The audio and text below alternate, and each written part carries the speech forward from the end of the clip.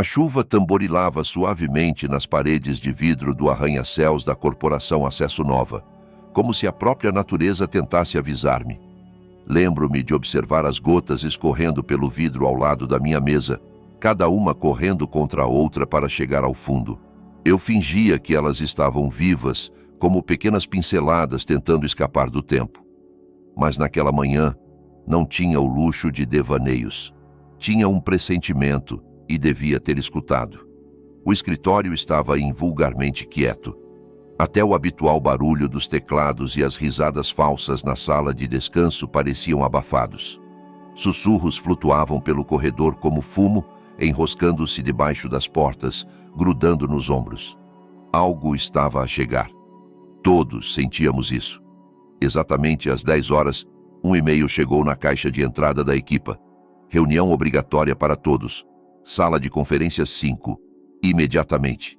Peguei no meu bloco de notas, mais por hábito do que por necessidade, e caminhei com o resto da equipa para a sala de vidro no final do corredor. Tentei não parecer ansiosa, tentei não deixar as minhas mãos tremerem, mas o meu estômago sabia. Dentro, as pessoas sentavam-se como estátuas, rígidas, incertas. Dário Coelho, o homem que fazia departamentos inteiros tremerem com uma sobrancelha erguida, entrou com 2 representantes de RH atrás dele como sombras. Usava o seu terno azul marinho habitual e aquele sorriso cruel pela metade que fazia a pele coçar. "Obrigado por estarem aqui", começou ele, com voz calma e afiada como uma navalha. "Como parte do nosso alinhamento estratégico contínuo, tivemos de tomar decisões difíceis sobre eficiências departamentais.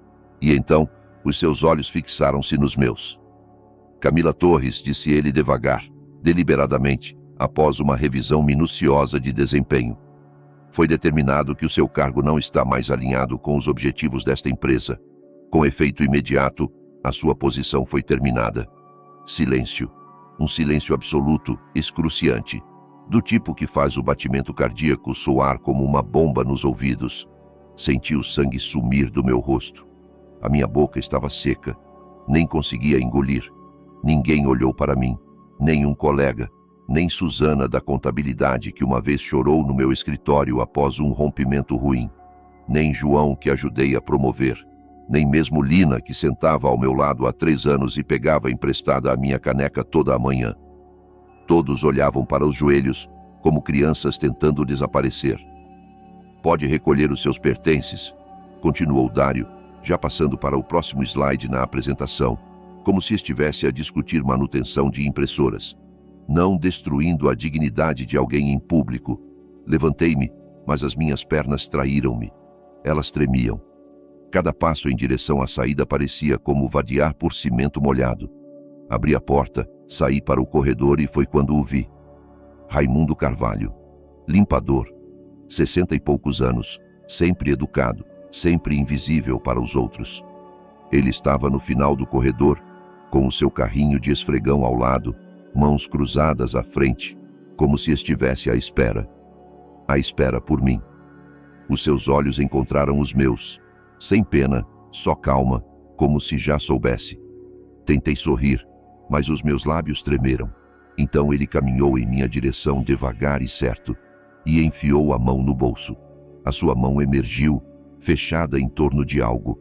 Quando a abriu, vi uma pequena chave dourada levemente enferrujada nas bordas, descansando na palma. "É hora", sussurrou ele. Pisquei, incerta se ouvi direito.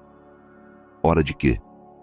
Ele deu-me um sorriso suave, do tipo que vem de saber algo que os outros não sabem. "De respirar, Camila", disse ele, "de finalmente respirar."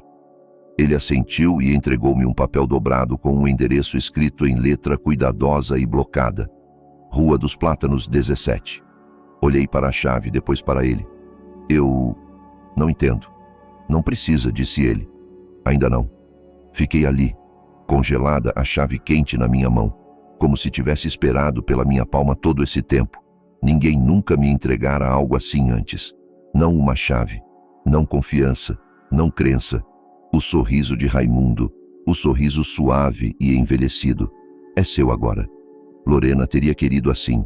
Ele não esperou por agradecimentos, não fez discurso. Só virou e empurrou o carrinho pelo corredor, desaparecendo como sempre, quietamente, constantemente, gentilmente. E eu fiquei ali apertando uma chave para um lugar onde nunca estivera, mas que de algum modo já parecia lar. Eu achava que lápis de cor eram mágicos. Quando tinha 5 anos, a minha mãe trouxe para casa uma pequena caixa de lápis coloridos de uma loja de €1. Eles estavam opacos nas pontas, cheiravam levemente a cola de madeira e não tinham marca. Mas para mim, eram ouro puro. Lembro-me de sentar no chão de madeira da nossa sala apertada na zona rural do Alentejo, desenhando qualquer coisa que pudesse imaginar. Montanhas que nunca vi, oceanos que só ouvi falar na TV, criaturas de livros que pegava emprestado na biblioteca da igreja. Os meus pais eram pessoas simples. A minha mãe limpava casas. O meu pai trabalhava numa fábrica de papel em turnos alternados. Eles amavam-me, mas não de um jeito que deixasse espaço para sonhar. Eles amavam-me como pessoas cansadas, preocupadas com contas e aterrorizadas com riscos. "Desenhas muito bem", disse o meu pai uma vez, olhando para um dos meus desenhos iniciais pregado no frigorífico. "Mas arte não enche a barriga, Camila. Precisas de um emprego que te mantenha de pé." Eu não entendia então o que de pé significava. Agora entendo. Aos 10 anos, as paredes do meu quarto estavam cobertas de desenhos. Eu usava tudo: guardanapos, versos de deveres de casa, lençóis, sacos de papel pardo. Desenhava até tarde da noite, sob a luz fraca de um abajur de mesa com dobradiça quebrada. Sentia-me viva quando desenhava, como se pudesse respirar mais fundo, mais largo, como se pertencesse a algum lugar, mesmo que fosse só no papel. No ensino básico, uma das minhas professoras, Sra. Reis, chamou os meus pais de lado após uma reunião de pais. Lembro-me de sentar do lado de fora da porta, escutando enquanto ela lhes dizia que eu tinha talento real, que havia bolsas de estudo, que arte podia ser mais que um hobby, que alguém com o meu olho podia ir longe. A minha mãe agradeceu educadamente. O meu pai não disse muito, mas no carro de volta para casa, disse o que importava. "Não podemos dar-nos ao luxo de bobagens, Camila. Queres acabar pobre e mendigando? Queres ter 30 anos e ainda morar na nossa casa?" Naquela noite, guardei o meu caderno de desenhos por uma semana. Não desenhei uma linha sequer. Parecia como tentar prender a respiração debaixo de água, e os dias passaram como um sufocamento lento. No ensino secundário, trabalhei meio período num café e usei o dinheiro para poupar para a universidade. Escolhi administração de empresas porque era seguro, porque as pessoas diziam que tinha futuro, porque sempre podes desenhar nos fins de semana. Mas eu não desenhava nos fins de semana. Na maioria dos fins de semana estava cansada demais ou culpada demais. Aos 20 anos tinha um curso técnico, uma pequena bolsa e um emprego num banco. Ganhei a aprovação da família e perdi pedaços de mim no processo. Uma vez, durante as férias da Páscoa, visitei uma exposição de arte numa faculdade comunitária local. Caminhei por fileiras de telas, tinta grossa como cobertura, cores saltando das paredes.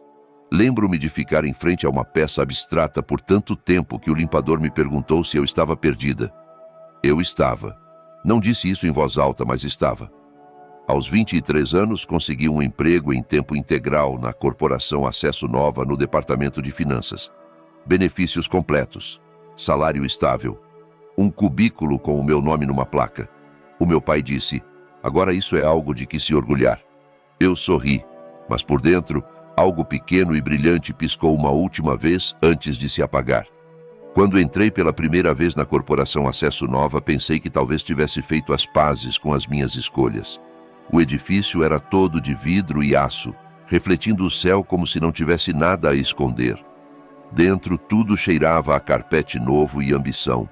Superfícies polidas, elevadores silenciosos, pessoas perfeitas em camisas passadas e sapatos caros. Deram-me um pequeno cubículo no departamento de finanças com vista para uma parede de tijolos e uma impressora que emperrava pelo menos uma vez por dia. O meu trabalho?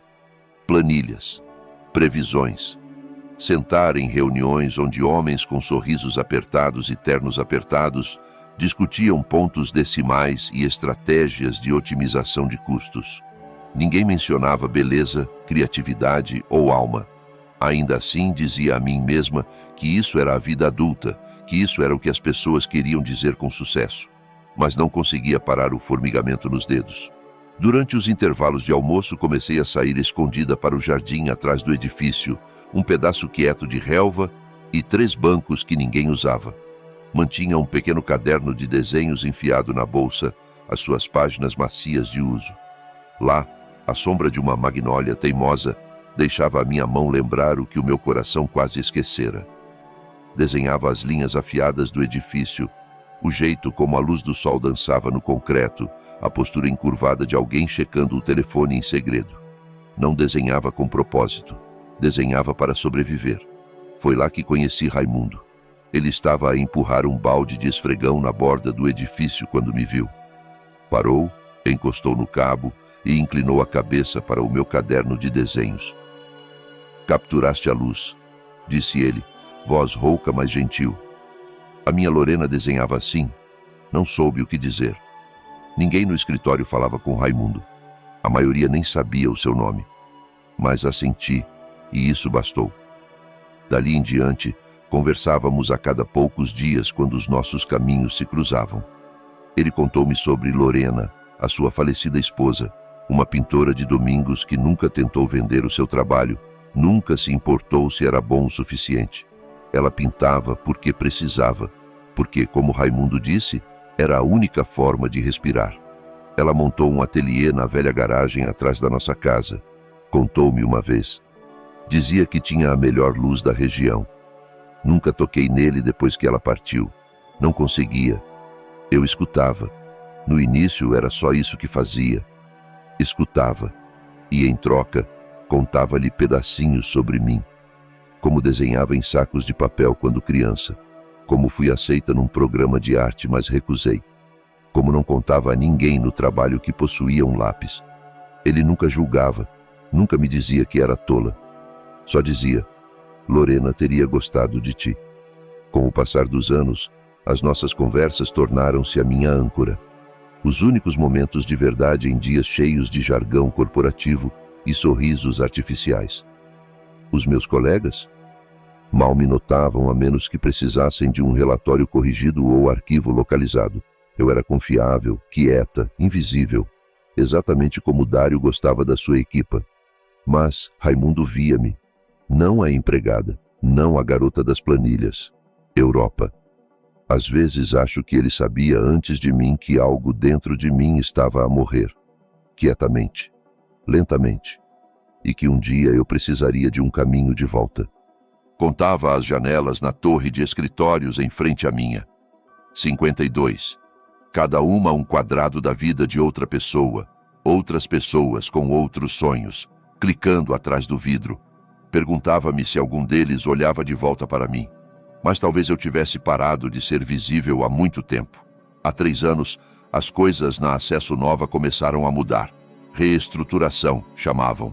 Mais reuniões, prazos mais apertados, menos pessoas. Aqueles que sobreviviam aos cortes não celebravam. Trabalhavam mais duro, sorriam menos, envelheciam mais rápido. Eu era uma delas. As sortudas. Dário Coelho sempre fora desagradável, mas após os despedimentos, ele ficou mais afiado, como se tivesse provado sangue e quisesse mais. Os seus olhos varriam cada sala como um predador, procurando o mais lento do rebanho. E por algum motivo, ele escolheu-me.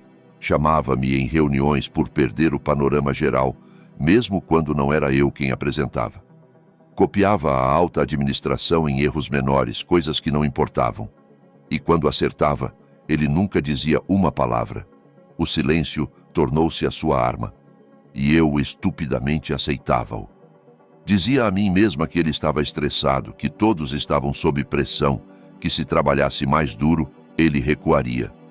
Mas não importava quão cedo chegava, quão tarde ficava, quão perfeitamente formatava aquelas malditas planilhas.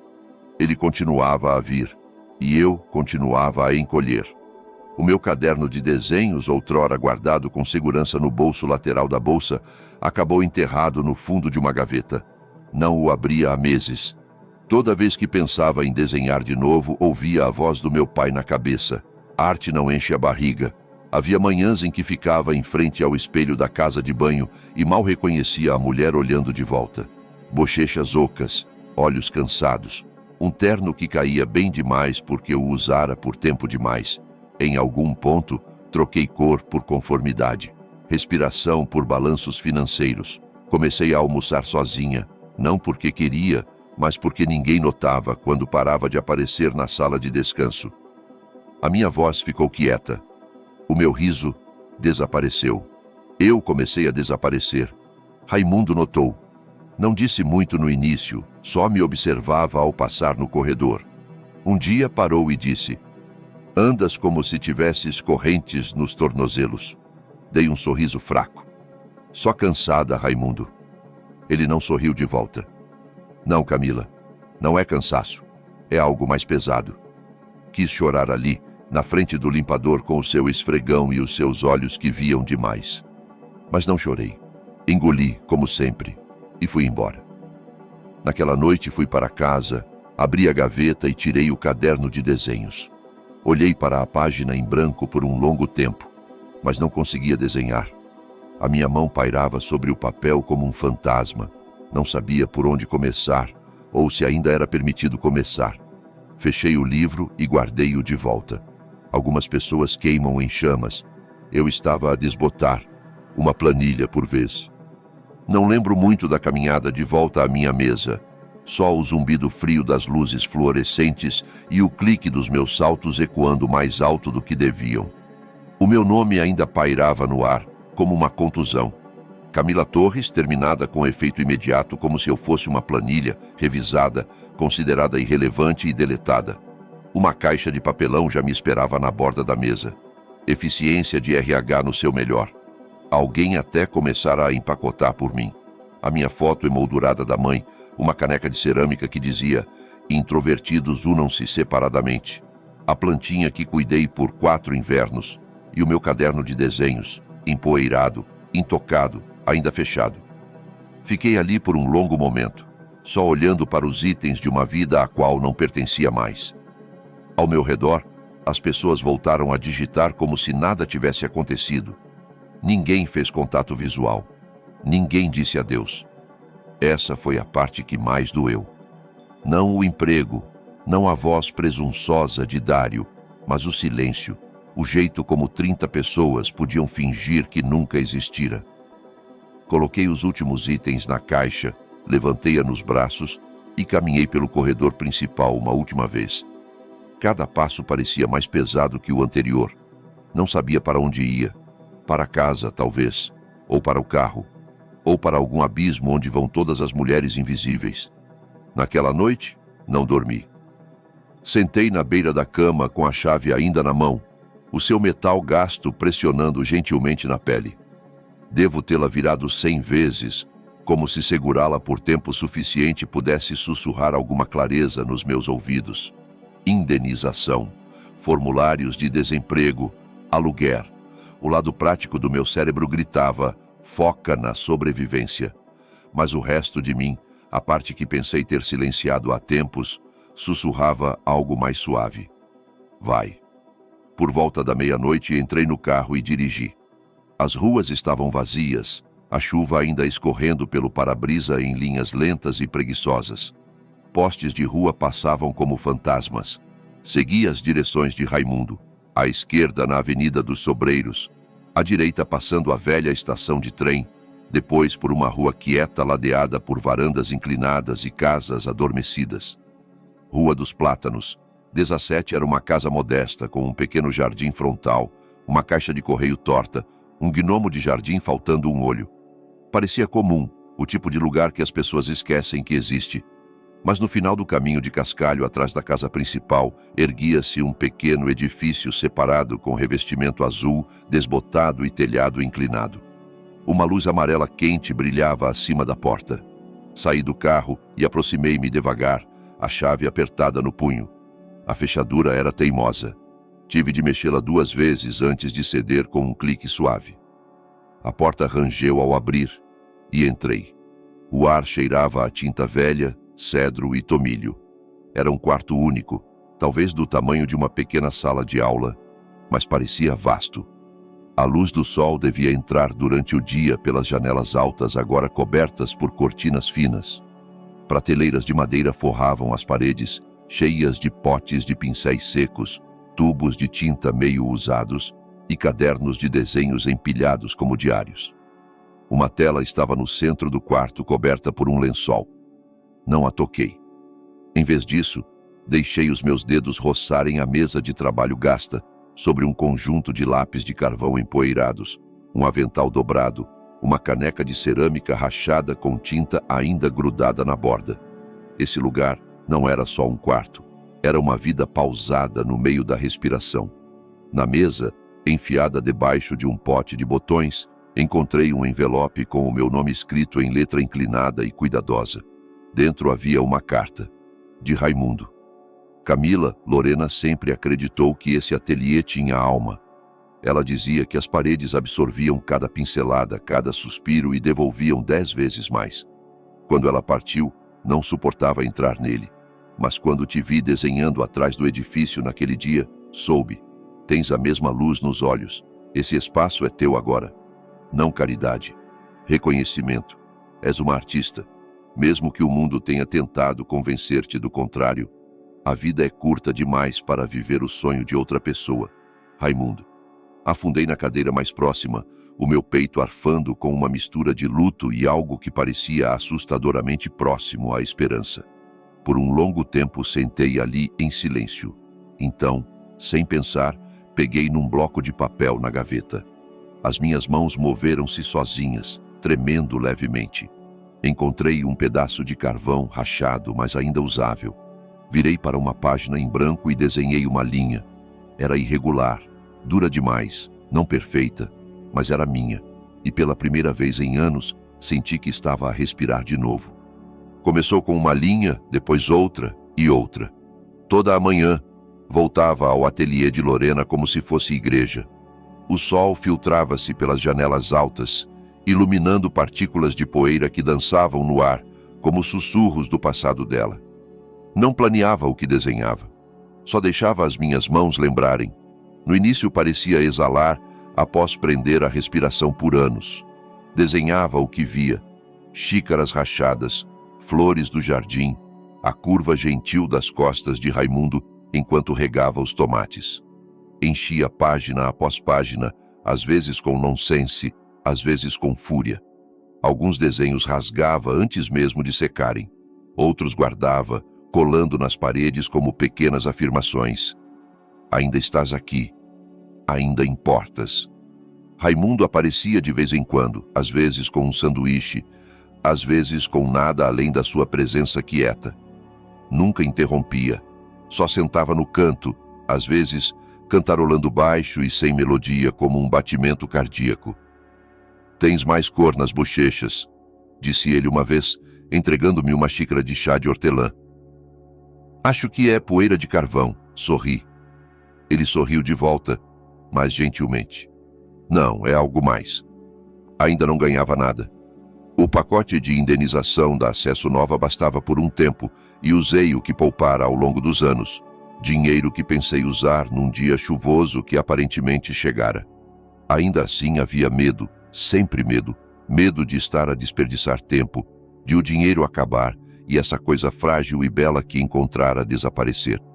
Mas toda vez que a dúvida se infiltrava, ia ao canto onde o velho avental de Lorena ainda pendia de um gancho. Tocava o tecido gasto manchado de vermelhos, azuis e verdes. Lembrava-me que alguém vivera ali antes de mim e ela o usara. A primeira vez que vendi uma peça foi quase um acidente. A sobrinha de Raimundo, Ângela, veio uma tarde com o recém-nascido. Eu estava a desenhar o perfil do bebê, só para praticar.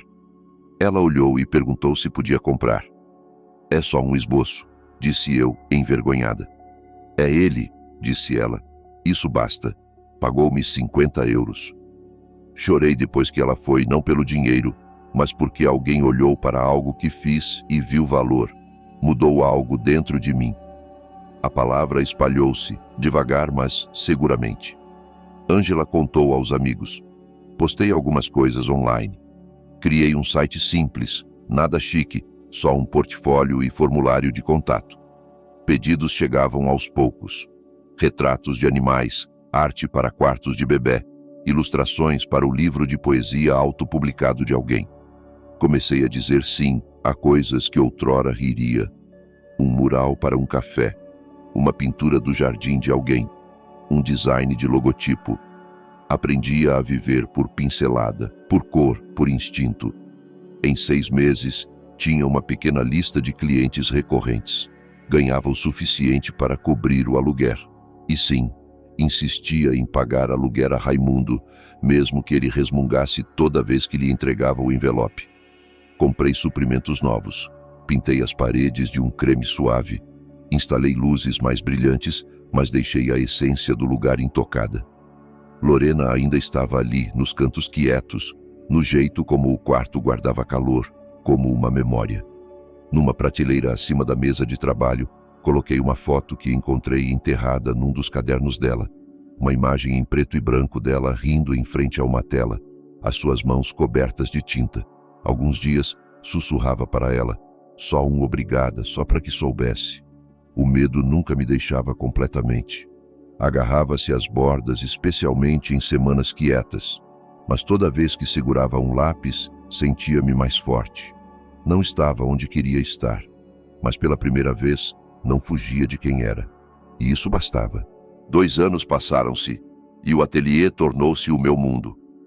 O nome, Camila Torres, começou a aparecer em boletins locais e cantos de galerias, geralmente seguido de uma nota modesta. Artista local charmosa, conhecida por trabalho de linhas evocativo e retratos movidos por emoção. Ri da primeira vez que li isso. Eu, conhecida. Como se a garota quieta no cubículo imaginasse tal coisa. Tinha trabalho suficiente agora para precisar de ajuda com administração e agendamento. Uma estagiária universitária vinha 2 vezes por semana. Construí uma lista de clientes, enviei arte para 3 distritos e tinha 3 cafés com os meus murais nas paredes. Nada era chamativo, nada era fácil, mas era meu, e tudo, cada pincelada, levava de volta a ele. Raimundo ainda aparecia, embora menos frequentemente agora. Os seus joelhos incomodavam-no, e o ar de inverno fazia as suas juntas doerem. Mas quando visitava, caminhava pelo ateliê como um homem visitando uma capela. Acho que na sua mente ainda pertencia a Lorena.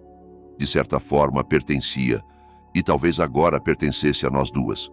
Uma manhã, enquanto rearranjava suprimentos, encontrei uma fotografia enfiada numa gaveta velha que não abria há meses. Era pequena, amassada nas bordas, uma imagem em preto e branco de um Raimundo mais jovem e Lorena, de pé ao lado de um lago, braços envoltos um no outro, sorrindo tão naturalmente que parou a minha respiração. Deviam estar nos 40. Ele parecia mais relaxado. Ela parecia radiante, bochechas cheias de alegria, mãos sujas de tinta como sempre. Havia tanta vida naquela foto e tanta perda agora que ela se fora. Uma ideia tomou-me. Não era encomendada, não era paga, não tinha prazo. Mas soube, no momento em que toquei o papel, que podia ser a coisa mais importante que já fizera. Por semanas, entre pedidos e workshops online, trabalhei na pintura em segredo. Usei toda a técnica que conhecia, derramei cada parte de mim nela. Não recriei a foto, reimaginei-a. Pintei Raimundo e Lorena como poderiam ser agora. Mais velhos, rugas mais profundas, cabelos mais brancos, mas juntos, sentados naquele banco à beira do lago. A mão dela na dele, ainda pintando, ainda rindo, ainda inteiros. O dia em que terminei, chorei. Não lágrimas tristes, algo mais profundo, como fechamento, como reverência. Liguei para Raimundo e disse que tinha algo para mostrar. Ele chegou usando a sua melhor jaqueta, a de veludo canelado com remendos nos cotovelos. As suas mãos tremiam levemente ao segurar a xícara quente de chá que lhe entreguei. Levei-o ao quarto dos fundos do ateliê, onde a pintura terminada estava, coberta por um pano de linho. "Tenho um presente para ti", disse eu. Ele olhou-me com olhos cansados, mas gentis.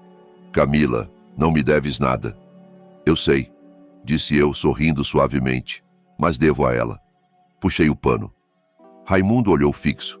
O seu corpo ficou imóvel, como se até a respiração pudesse quebrar o momento. Os seus olhos encheram-se de lágrimas, depois transbordaram sem aviso. Ele estendeu a mão, não para tocar a tela, mas para se apoiar na mesa. Como? Sussurrou ele. Como soubeste? Encontrei a foto, disse eu baixinho. O resto foi imaginação e gratidão. Ele assentiu, incapaz de falar.